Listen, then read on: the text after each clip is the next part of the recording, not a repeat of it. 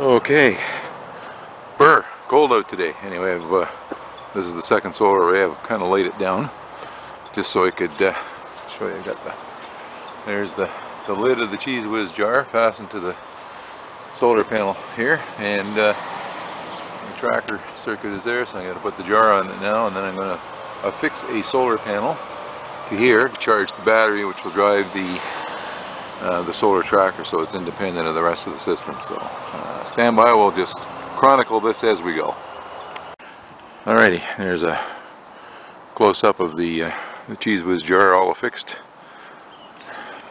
Wires come down the back. Okay, I've got the solar panel mounted on here, and we'll carry on. Okay, so that's up there. Got the wiring more or less just kind of dangling here. Got the killer battery. Don't need anything that size, but that's what I got spare. It's a 100 amp hour gel cell, 50 watt solar panel mounted on this end.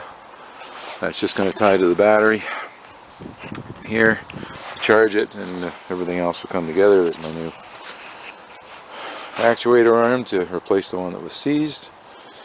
And okay, it's lunchtime. Right after lunch we'll get this all together and hopefully get it working, although it's not very sunny today, as you can see. Anyway, stay tuned. There, I'm just in the middle of got the arm attached. Got my little charger unit here. It's just a little charge controller, cheap one, just to make sure I don't cook the battery. So what I'm doing now is I'm just running this. Let's see what's going on here. Just got it hooked up to the battery with jumper leads. Just set the limit switches. So I set the eastern limit so that these are the limit switches here in the cams.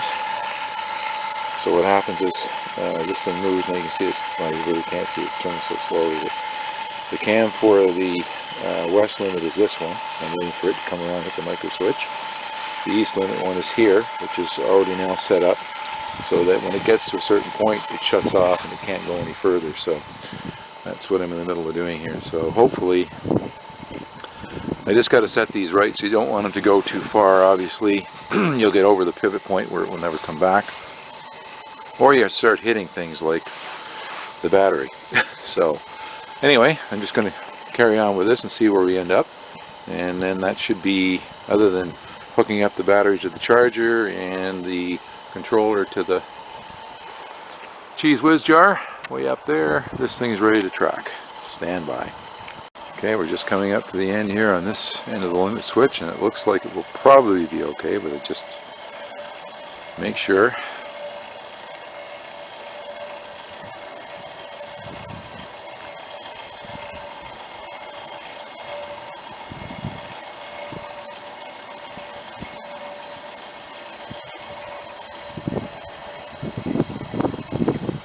There it is.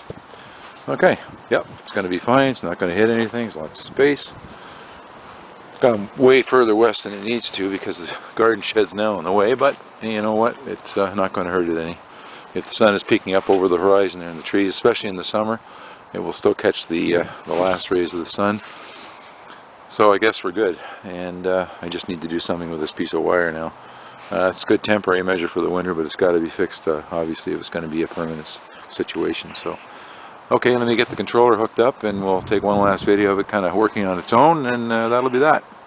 Alrighty, limit switches are set, everything's wired, and it's now, you can hear it, it's now starting to try to find whatever's left of the sun. Pretty much gone now. Tomorrow's supposed to be a good sunny day, so I may do a second video just showing the actual tracking of this one. It's basically just going to head for the brightest spot in the sky, which is what that one's doing. So they're probably going to end up being physically in about the same position, hopefully. Depends on the LED positions, that kind of thing. Anyway, just got to tidy up the wiring now, and we're all done. So thanks for watching. Stay tuned. There's lots more to come.